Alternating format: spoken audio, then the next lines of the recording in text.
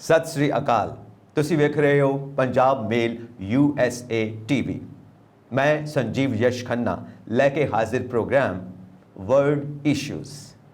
ਜਿਸ ਤਰ੍ਹਾਂ ਇੱਕ ਬੀਜ ਤੋਂ ਹਜ਼ਾਰਾਂ ਫਲ ਤਿਆਰ ਕੀਤੇ ਜਾ ਸਕਦੇ ਨੇ, ਠੀਕ ਉਸੇ ਤਰ੍ਹਾਂ ਇੱਕ ਕ੍ਰੀਏਟਿਵ ਮਾਈਂਡ, ਇੱਕ ਸਿਰਜਨਾਤਮਕ ਮਨ ਹਜ਼ਾਰਾਂ ਐਸੇ ਮਨ ਤਿਆਰ ਕਰ ਸਕਦਾ ਹੈ ਜੋ ਵਿਸ਼ਵ ਸ਼ਾਂਤੀ ਵਾਸਤੇ ਕੰਮ ਕਰ ਸਕਦੇ ਨੇ। ਸਾਡੀ ਸੋਚ ਵਿਸ਼ਵ ਨਾਗਰਿਕ ਵਰਗੀ ਬਣ ਸਕਦੀ ਹੈ, ਗਲੋਬਲ ਸਿਟੀਜ਼ਨ ਵਰਗੀ ਬਣ ਸਕਦੀ ਹੈ।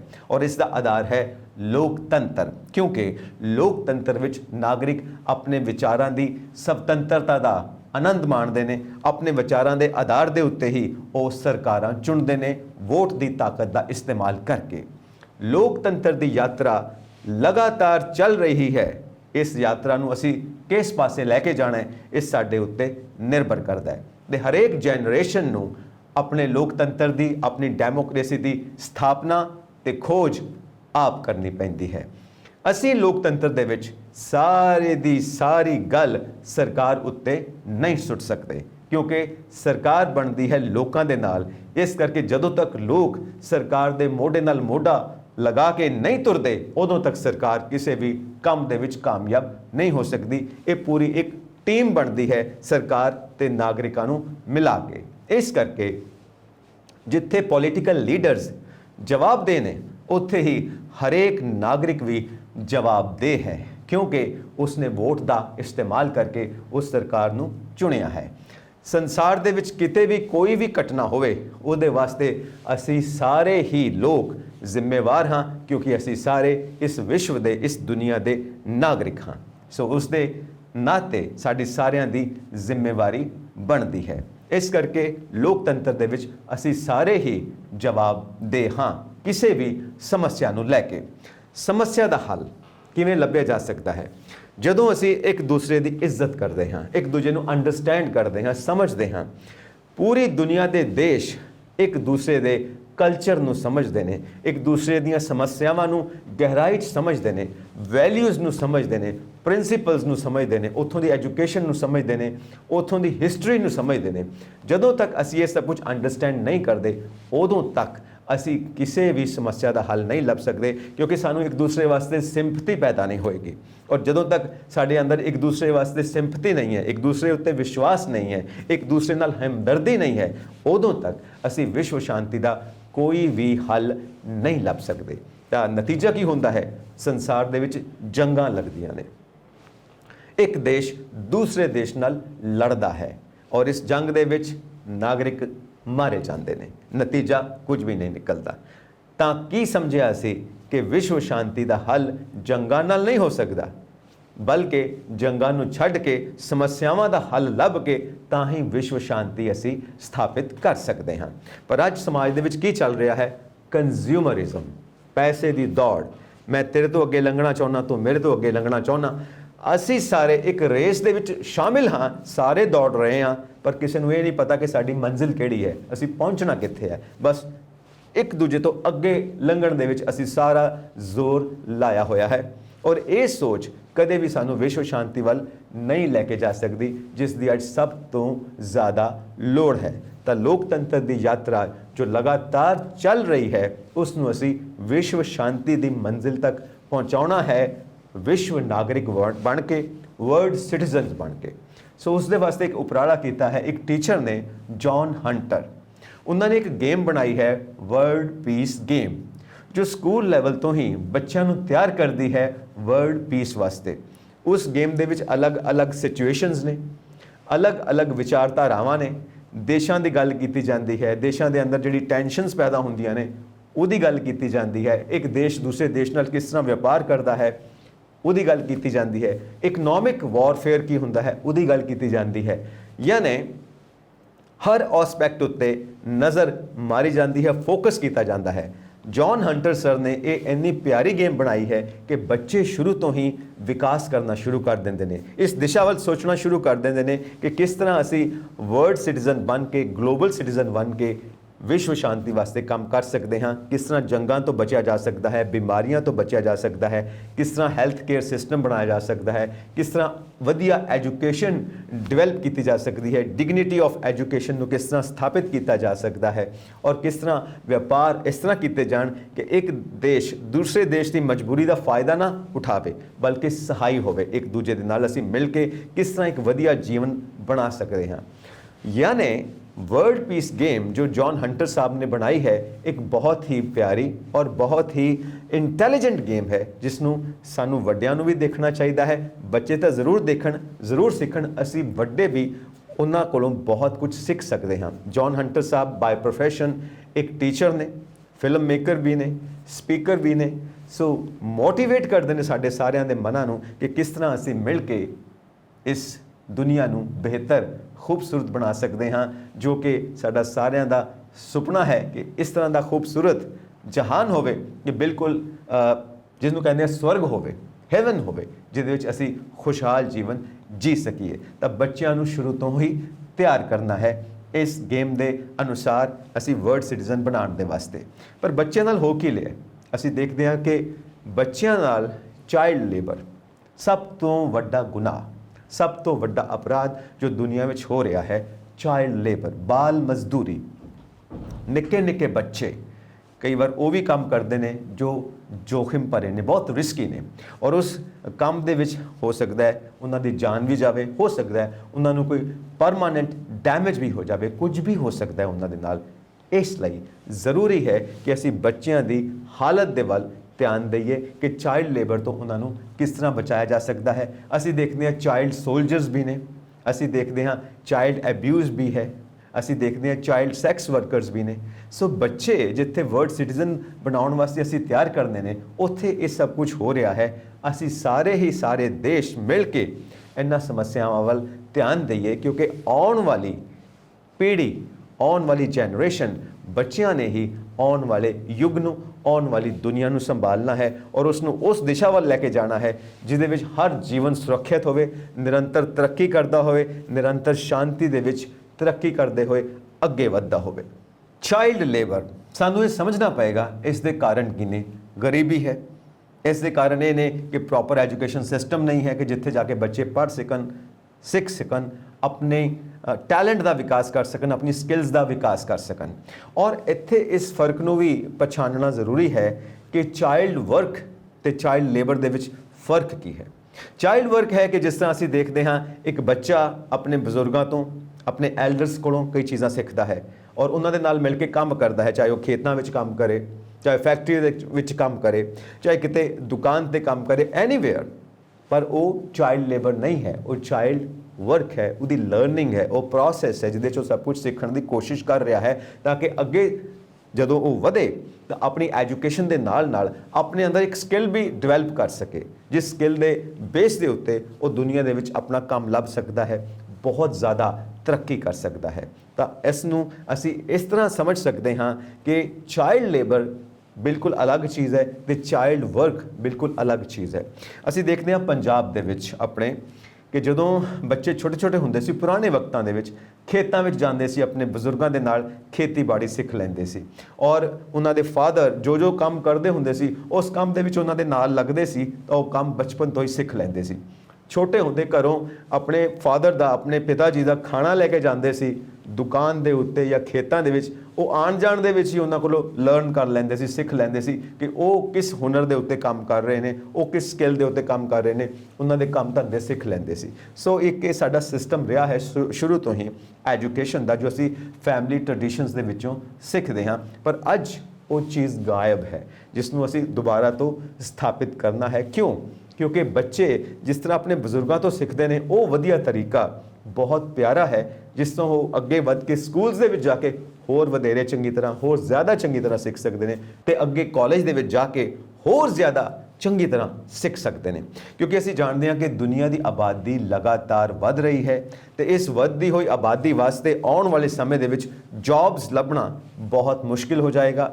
इस करके अपनी रोज़ी रोटी कमाने वास्ते, अपने जीवन को अगे चलाने वास्ते कोई ना कोई स्किल सीखना बहुत ज़्यादा ਜ਼ਰੂਰੀ ਹੈ।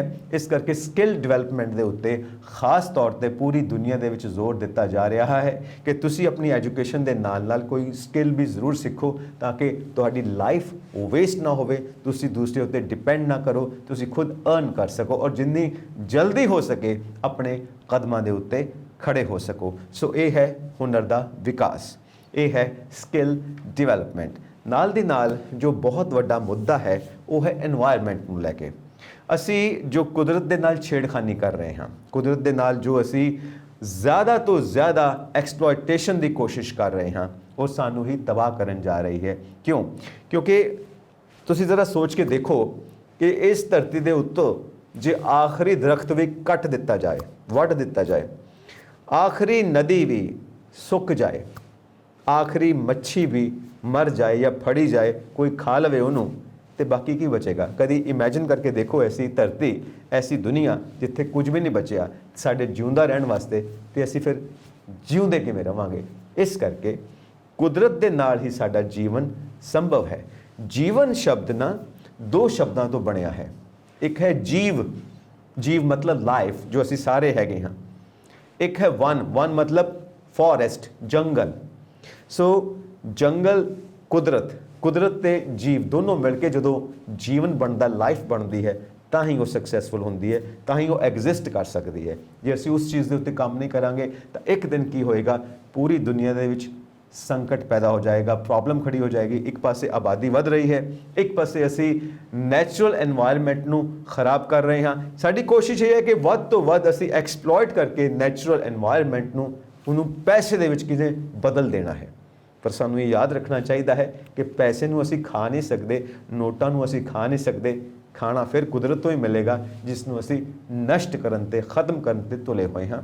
ਇਹ ਇੱਕ ਮੁੱਦਾ ਹੈ ਜੋ ਸਾਨੂੰ ਸਾਰਿਆਂ ਨੂੰ ਸਿੱਖਣਾ ਪਏਗਾ ਵਰਲਡ ਸਿਟੀਜ਼ਨ ਦੇ ਰੂਪ ਦੇ ਵਿੱਚ, ਨਹੀਂ ਤਾਂ ਆਉਣ ਵਾਲਾ ਸਮਾਂ ਬਹੁਤ ਜ਼ਿਆਦਾ ਖਤਰਨਾਕ ਹੈ। ਹੋ ਸਕਦਾ ਹੈ ਫੂਡ ਪ੍ਰੋਬਲਮ ਖੜੀ ਹੋ ਜਾਵੇ, ਹੋ ਸਕਦਾ ਹੈ ਕਿ ਪੀਣ ਵਾਲਾ ਪਾਣੀ ਨਾ ਮਿਲੇ, ਹੋ ਸਕਦਾ ਹੈ ਕਿ ਧਰਤੀ ਬੰਜਰ ਹੋ ਜਾਵੇ, ਹੋ ਸਕਦਾ ਹੈ ਕਿ ਫਿਰ ਤੋਂ ਅਸੀਂ ਆਈਸ ਏਜ ਵਿੱਚ ਚਲੇ ਜਾਈਏ, ਬਰਫਾਨੀ ਯੁੱਗ ਦੇ ਵਿੱਚ ਚਲੇ ਜਾਈਏ, ਧਰਤੀ ਤੋਂ ਜੀਵਨ ਹੀ ਸਮਾਪਤ ਹੋ ਜਾਏ। ਸੋ ਸਿਆਣੇ ਬਣੀਏ ਵਰਲਡ ਸਿਟੀਜ਼ਨ ਦੇ ਰੂਪ ਦੇ ਵਿੱਚ ਔਰ ਅਸੀਂ ਇਹਨਾਂ ਚੀਜ਼ਾਂ ਨੂੰ ਪਛਾਣਨ ਦੀ ਕੋਸ਼ਿਸ਼ ਕਰੀਏ ਕਿ ਵਰਲਡ এনवायरमेंट ਨੂੰ ਕਿਵੇਂ ਅਸੀਂ ਸੰਭਾਲ ਕੇ ਰੱਖਣਾ ਹੈ। ਔਰ ਨਾਲ ਦੀ ਨਾਲ ਬਹੁਤ ਸਾਰੇ ਸੋਸ਼ਲ ਇਸ਼ੂਜ਼ ਨੇ, ਇਕਨੋਮਿਕ ਇਸ਼ੂਜ਼ ਨੇ, ਪੋਲੀਟੀਕਲ ਇਸ਼ੂਜ਼ ਨੇ। ਸੋ ਇਹਨਾਂ ਇਸ਼ੂਜ਼ ਦਾ ਹੱਲ ਇਹੀ ਹੈ ਕਿ ਜਦੋਂ ਤੱਕ ਅਸੀਂ ਆਪਣੇ ਅੰਦਰੋਂ ਗਰੀਡ ਨੂੰ, ਲਾਲਚ ਨੂੰ ਨਹੀਂ ਕੱਢਦੇ, ਜਦੋਂ ਤੱਕ ਅਸੀਂ ਦੂਸਰੇ ਦਾ ਭਲਾ ਨਹੀਂ ਸੋਚ ਸਕਦੇ, ਦੂਸਰੇ ਦੀ ਵੈਲਬੀਂਗ ਨਹੀਂ ਸੋਚਦੇ, ਉਦੋਂ ਤੱਕ ਅਸੀਂ ਕਿਸੇ ਸਮੱਸਿਆ ਦਾ ਕੋਈ ਹੱਲ ਨਹੀਂ ਲੱਭ ਸਕਦੇ।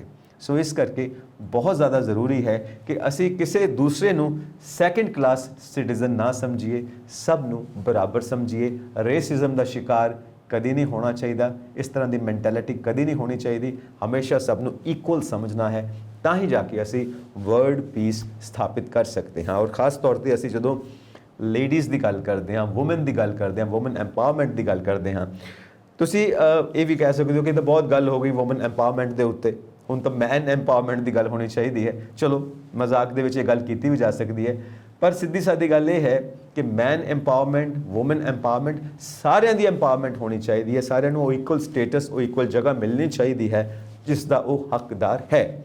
ਕਿਉਂਕਿ ਜੇ ਇਹ ਉਹ ਜਗ੍ਹਾ ਨਹੀਂ ਮਿਲੇਗੀ ਤਾਂ ਵਾਕਈ ਉਹ ਕੋਈ ਕੰਮ ਨਹੀਂ ਕਰ ਸਕੇਗਾ ਸੋਸਾਇਟੀ ਵਾਸਤੇ, ਨੇਸ਼ਨ ਵਾਸਤੇ, ਕਿਉਂਕਿ ਉਹਦੀ ਪਰਸਨਲ ਲਾਈਫ ਦੀਆਂ ਹੀ ਪ੍ਰੋਬਲਮਸ ਹੱਲ ਨਹੀਂ ਹੁੰਦੀਆਂ। ਸੋ ਇਹ ਬਹੁਤ ਜ਼ਿਆਦਾ ਜ਼ਰੂਰੀ ਹੈ ਕਿ ਅਸੀਂ ਇਕੁਅਲ ਸਟੇਟਸ ਦਈਏ, ਔਰ ਇਕੁਅਲ ਸਟੇਟਸ ਦੇ ਵਾਸਤੇ ਸਮਝਦਾਰੀ ਜ਼ਰੂਰੀ ਹੈ, ਔਰ ਸਮਝਦਾਰੀ ਤਾਂ ਹੀ ਆਏਗੀ ਜੇ ਐਜੂਕੇਸ਼ਨ ਮਿਲੇਗੀ। ਐਜੂਕੇਸ਼ਨ ਦਾ ਹਾਲ ਅਸੀਂ ਸਾਰੇ ਜਾਣਦੇ ਹਾਂ, ਹਰ ਚੀਜ਼ ਕਮਰਸ਼ੀਅਲ ਹੋ ਚੁੱਕੀ ਹੈ ਔਰ ਹਾਲਾਤ ਇਹ ਪੈਦਾ ਹੋ ਚੁੱਕੇ ਨੇ ਕਿ ਜਿਸ ਦੇ ਕੋਲ ਪੈਸਾ ਹੈ ਸਿਰਫ ਉਹੀ ਪੜ੍ਹ ਸਕਦੇ ਨੇ, ਔਰ ਜਿਨ੍ਹਾਂ ਕੋਲ ਪੈਸਾ ਨਹੀਂ ਹੈ ਉਹਨਾਂ ਵਾਸਤੇ ਪੜ੍ਹਾਈ ਲਿਖਾਈ ਮੁਸ਼ਕਿਲ ਹੋ ਚੁੱਕੀ ਹੈ, ਕਿਉਂਕਿ ਫੀਸਿਸ ਬਹੁਤ ਜ਼ਿਆਦਾ ਹੋ ਚੁੱਕੀਆਂ ਨੇ। ਜੋ ਟਿਊਸ਼ਨ ਫੀ ਹੈ ਬਹੁਤ ਜ਼ਿਆਦਾ ਹੋ ਚੁੱਕੀ ਹੈ, ਪਤਾ ਨਹੀਂ ਕੀ ਟੈਕਸਿਸ ਪੈਂਦੇ ਨੇ ਉਹਦੇ ਉੱਤੇ, ਕਈ ਜਗ੍ਹਾ ਤੇ ਲੋਨਸ ਵੀ ਮਿਲਦੇ ਨੇ ਐਜੂਕੇਸ਼ਨ ਵਾਸਤੇ। ਕੁੱਲ ਮਿਲਾ ਕੇ ਸਥਿਤੀ ਇਹ ਹੈ ਕਿ ਬਹੁਤ ਰਿਸਕ ਹੈ ਸਟੂਡੈਂਟਸ ਵਾਸਤੇ। ਸੋ ਇਸ ਚੀਜ਼ ਦੇ ਉੱਤੇ ਵੀ ਸਾਨੂੰ ਸੋਚਣਾ ਪਏਗਾ। It's a big challenge for the society कि जिस सोसाइटी ਵਿੱਚ ਐਜੂਕੇਸ਼ਨ ਦਾ ਹਾਲ ਬੁਰਾ ਹੈ ਉਹ सोसाइटी ਕਦੀ ਰਾਈਜ਼ ਨਹੀਂ ਕਰ ਸਕਦੀ।